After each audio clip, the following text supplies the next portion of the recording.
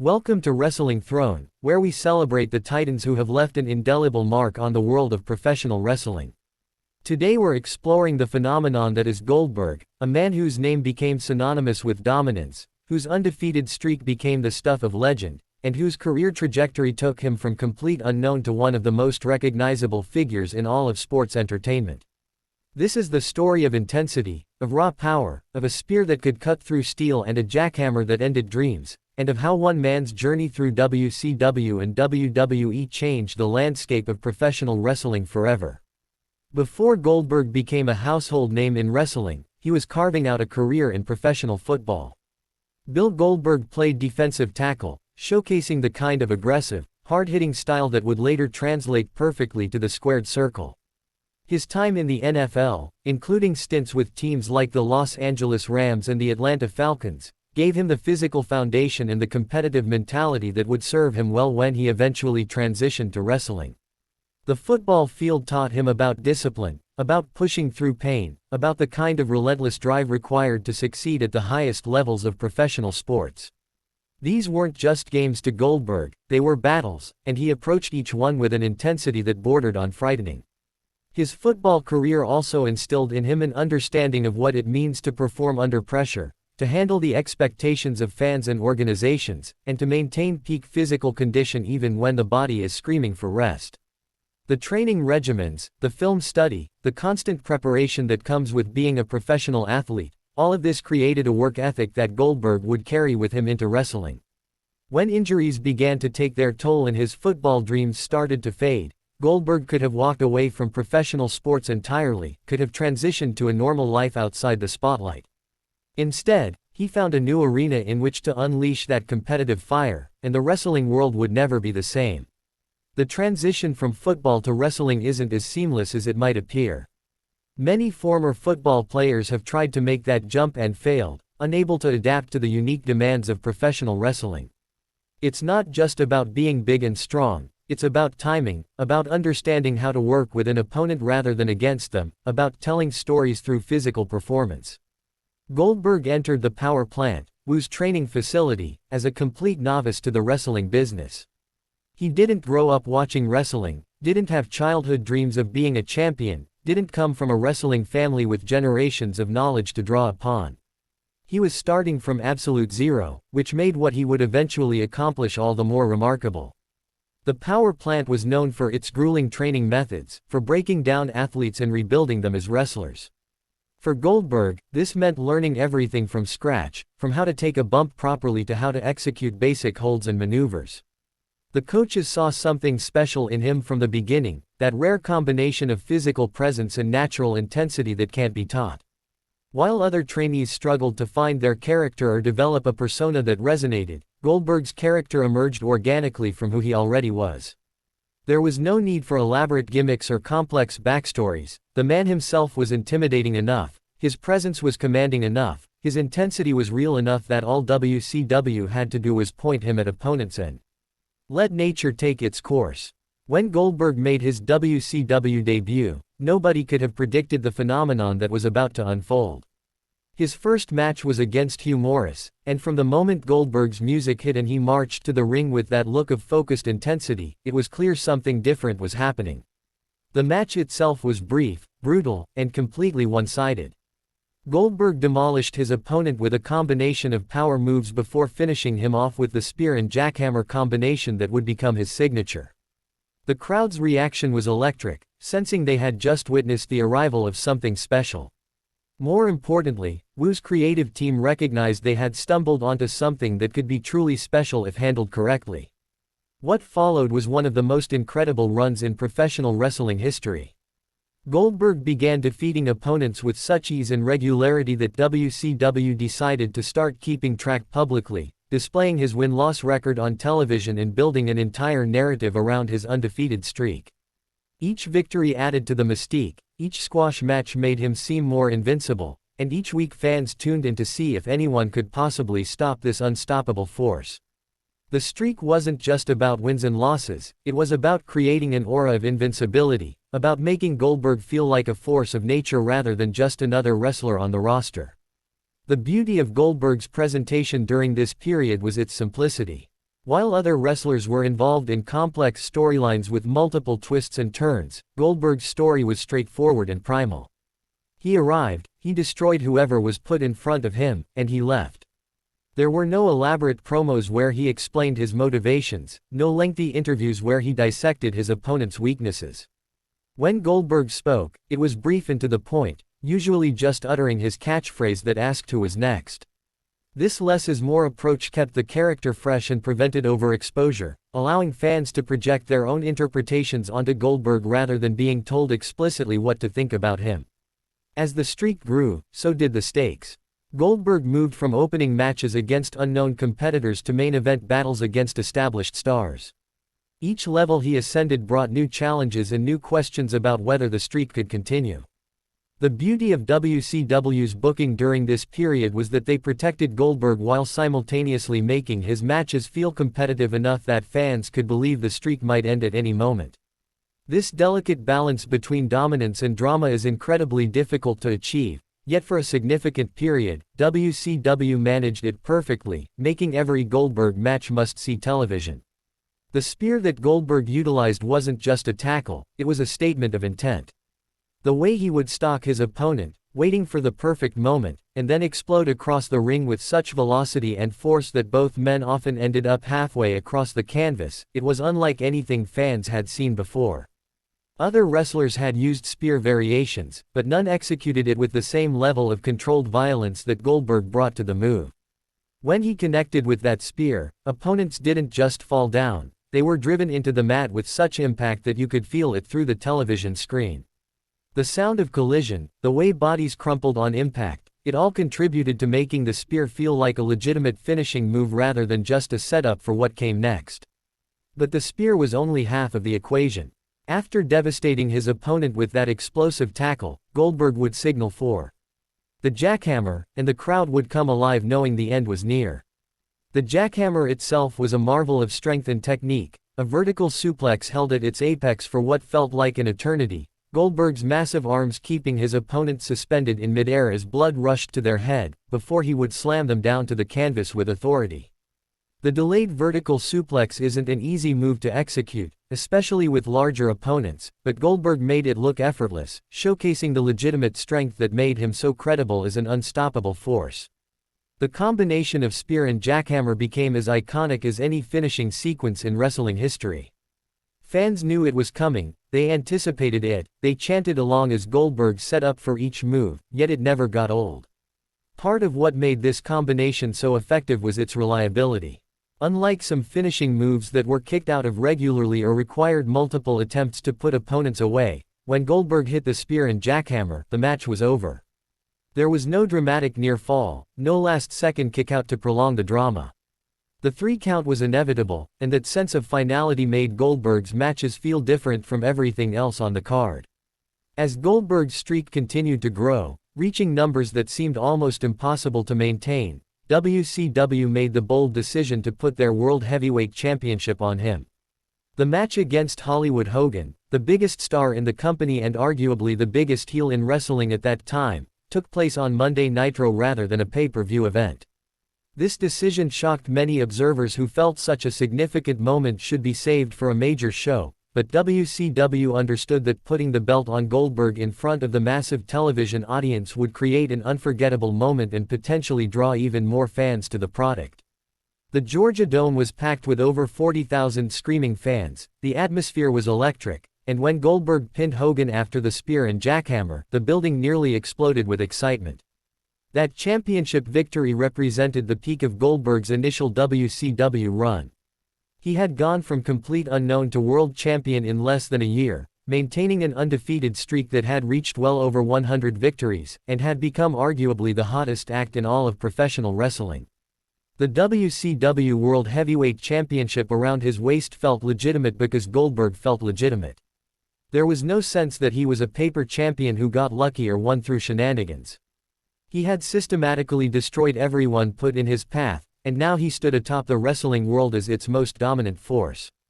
However, maintaining such an incredible streak and the momentum it generated proved challenging. Eventually, the streak had to end, and when it did, in controversial fashion involving a taser and interference from outside forces, it felt less like a satisfying conclusion to an epic story and more like a deflating puncture of all the energy that had been built up.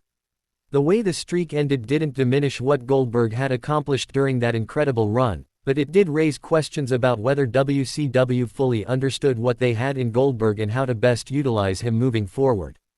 The streak was never just about the number, it was about the aura of invincibility, and once that was gone, Goldberg's booking became more conventional and arguably less special.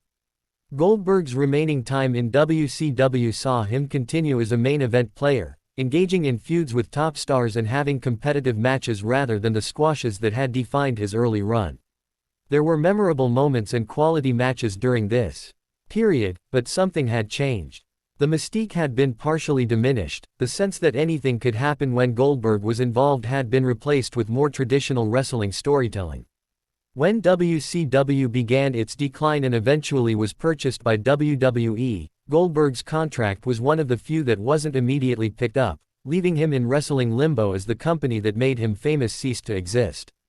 The years between WCW's closure and Goldberg's eventual WWE arrival were spent outside of wrestling. He pursued other opportunities, made appearances in various media, and contemplated whether he wanted to return to the ring at all.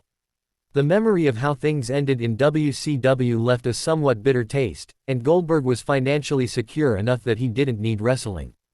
However, the allure of performing on WWE's bigger stage, of proving himself in the company that had always been WCW's rival, and of showing a new generation of fans what the Goldberg phenomenon was all about, eventually proved too tempting to resist. When Goldberg finally arrived in WWE in early 2003, the anticipation was enormous. Here was one of the few major WCW stars who hadn't already been seen in WWE, someone who could legitimately claim to be on the same level as WWE's top stars, and someone whose track record suggested he could make an immediate impact. His debut was handled with appropriate grandeur, and the initial weeks of his WWE run suggested that the company understood how to present him effectively. The intensity was still there, the spear was still devastating, the jackhammer still looked impressive, and Goldberg quickly inserted himself into main event feuds with established WWE stars. His feud with The Rock was particularly significant because it represented a true dream match, a collision between WCW's unstoppable force and one of WWE's biggest icons. Their encounters were physical, hard-hitting affairs that showcased both men's strengths. When Goldberg defeated The Rock, it established him as a legitimate threat in WWE's hierarchy and suggested that his WCW success hadn't been a fluke or a product of inferior competition. He was the real deal, capable of competing at the highest level against anyone on the roster. The WWE run also included a World Championship reign, with Goldberg capturing the World Heavyweight Championship from Triple H. This victory was significant because it showed WWE was willing to put their top title on someone who hadn't been groomed through their developmental system, who didn't have years of history with the company, and who represented WCW's legacy at a time when WWE was generally diminishing anything associated with their former competition. Goldberg as champion brought a different energy to the championship picture, his matches felt important, and his presence elevated the title's prestige. However, Goldberg's initial WWE run was not without its challenges and disappointments. His match against Brock Lesnar at WrestleMania XX, which should have been an epic collision between two of the most physically imposing wrestlers in company history, instead became infamous for all the wrong reasons. Both men were leaving the company, the crowd knew it, and the match suffered from a toxic atmosphere that made it nearly impossible for either performer to succeed. It remains a disappointing what-if in wrestling history, a dream match that had all the ingredients for greatness but couldn't overcome the circumstances surrounding it. After that first WWE run concluded, Goldberg once again stepped away from wrestling. He pursued opportunities in television, film, and other ventures, seemingly content to let his wrestling career exist in the past. Years passed, and while fans occasionally speculated about a return, it seemed increasingly unlikely that Goldberg would ever perform in a WWE ring again. The physical toll of wrestling, combined with his age and his interests outside the business, suggested that his active wrestling days were behind him for good. Then came 2016, and with it a surprising announcement that Goldberg would be inducted into the WWE Hall of Fame. This honor recognized his contributions to the business and cemented his legacy among wrestling's all-time greats. The induction speech allowed Goldberg to reflect on his career, to thank those who had helped him along the way, and to put a proper capstone on his story. It seemed like the perfect ending, a celebration of what had been without any need to risk tarnishing that legacy with an ill-advised comeback. Except the story wasn't over. Later that same year, WWE approached Goldberg about returning for a limited run, specifically to build toward a match against Brock Lesnar that would hopefully erase the memory of their WrestleMania XX disaster. Goldberg agreed, but with specific parameters. His appearances would be limited, his matches would be short and impactful rather than lengthy exhibitions, and the entire run would be finite with a clear beginning, middle, and end. This approach allowed Goldberg to return without overexposing himself or attempting to recapture the magic of his younger days through extended performances his body might not be able to sustain. The return was handled brilliantly. Goldberg's appearances felt special because they were rare. When he was on television, it mattered. His matches were brief but memorable, utilizing his signature moves to maximum effect without attempting anything beyond his capabilities. The confrontation with Lesnar at Survivor Series shocked the wrestling world when Goldberg won in under 2 minutes, completely demolishing the Beast incarnate in a way nobody had seen before. This wasn't the expected outcome, it wasn't the safe booking, but it was incredibly effective at reminding everyone why Goldberg had been such a phenomenon in the first place. That victory led to another shocking development when Goldberg entered and won the Royal Rumble, earning a championship match at WrestleMania. His subsequent defeat of Kevin Owens to capture the Universal Championship made him a world champion once again, this time at an age when most wrestlers have long since retired. The championship reign was brief, serving primarily to set up the WrestleMania match with Lesnar, but it demonstrated that Goldberg could still operate at the main event level and generate significant interest from the audience. The WrestleMania match against Lesnar finally delivered what their previous encounter had failed to provide. It was hard-hitting, intense, and told a story of two unstoppable forces colliding with neither willing to give an inch. While Lesnar ultimately prevailed, both men came out of the match looking strong, and the stain of their previous WrestleMania encounter was largely erased. For Goldberg, it seemed like the perfect way to conclude his career on a high note, having proven that even years removed from his prime, he could still deliver when the stakes were highest. But Goldberg wasn't quite finished. He returned again in 2019 for a match against The Undertaker in Saudi Arabia, a bout that unfortunately did not go well and reminded everyone of the risks associated with bringing back legends past their prime. The match was plagued with botches and dangerous moments, and both men were visibly struggling. It served as a harsh reminder that nostalgia can only carry you so far, and that there's a reason most wrestlers retire when they do. The wrestling community worried this unfortunate performance would be how Goldberg's career ended, a disappointing final chapter to an otherwise remarkable story. However, WWE gave Goldberg opportunities to redeem himself. Another Universal Championship reign followed, with quality matches against younger stars like Braun Strowman and The Fiend, Bray Wyatt. While these matches weren't universally praised, they allowed Goldberg to perform in more controlled environments and deliver more consistent performances. His subsequent appearances have been carefully managed, with WWE understanding that Goldberg works best in specific scenarios with proper build and expectation management. The most recent chapter of Goldberg's career has seen him positioned as a special attraction, someone who appears occasionally for significant matches rather than as a regular roster member. This approach has worked well, maintaining his star power while acknowledging the limitations that come with age. His matches against Bobby Lashley showcased a compelling rivalry between two immensely powerful wrestlers, telling stories that emphasize their strengths while working around any weaknesses. These encounters may not have been technical masterpieces, but they accomplished what Goldberg matches have always accomplished. They felt different from everything else on the card, they had an intensity and a gravity that commanded attention. Throughout all of his various runs and returns, the spear has remained Goldberg's most devastating weapon. Even as other aspects of his game have had to be modified or simplified due to age, the spear still carries that same explosive impact that made it so effective decades ago. The physics of the move, the way Goldberg generates momentum and drives through his opponent, creates a visual impact that translates perfectly to television and makes even casual viewers understand that something significant just happened. In an era where finishing moves are sometimes treated as minor obstacles to be overcome rather than match-ending events, Goldberg's spear retains its credibility and its finality. The jackhammer has similarly maintained its effectiveness, though in recent years it's been used more sparingly and with more setup to ensure Goldberg can execute it safely and impressively. The move still looks devastating when hit properly, still showcases legitimate strength that demands respect, and still signals the end of the match when Goldberg hits it cleanly. These two moves, refined and perfected over hundreds of matches, remain the foundation of Goldberg's offense and the signature elements that make his matches feel uniquely his own. Goldberg's legacy in professional wrestling extends far beyond his win-loss record or his championship reigns.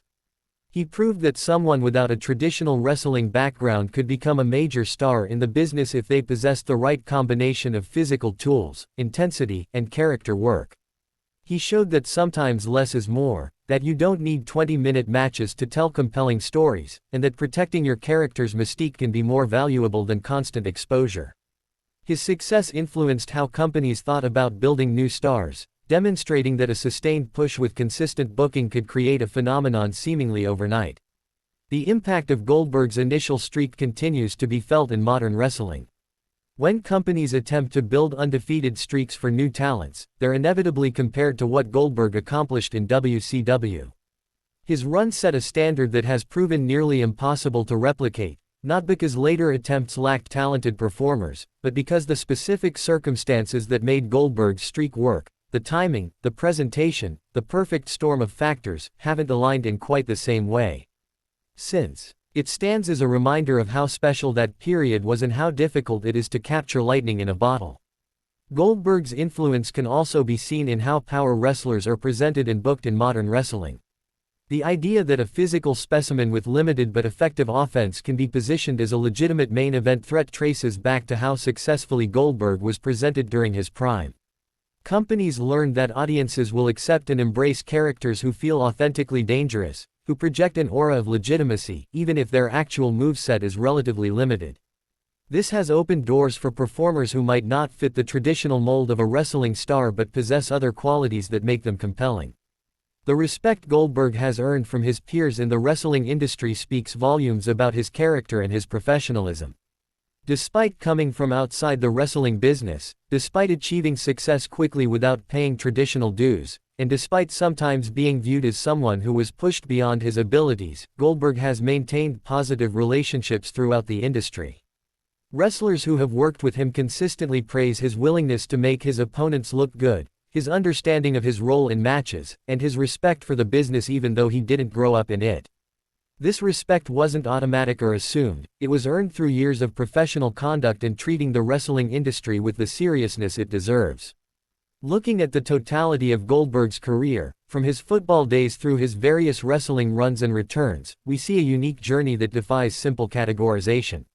He wasn't a traditional wrestler who devoted his entire life to the craft, learning in high school gyms and working his way up through smaller promotions.